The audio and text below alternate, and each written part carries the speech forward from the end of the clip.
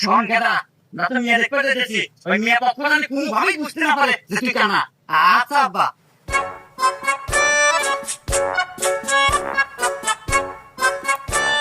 তো বাবা যে আসতে কোনো সমস্যা নেই তো? না, আমাদের কোনো সমস্যা হয় নাই। আচ্ছা যাই হোক, এখন কো আমাদের মেয়ে পছন্দ হলো নাকি? বিয়ে সাহেব, আমাদের পক্ষে তো কোনো সমস্যা নাই, মেয়ে আমাদের খুব পছন্দ হয়েছে। আলহামদুলিল্লাহ, বিয়ে যা তো পাকাপোক্ত হলো, তাহলে এই সুবাদে মিষ্টি মুখ করা যায়।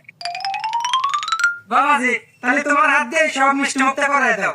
এটা তোর শ্বশুর কল তোর সামনেই মিষ্টি নিয়ে খাওয়া আছে, আর মিষ্টি কিন্তু দড়িটা বাঁধা আছে, ওটা খুলে নিস।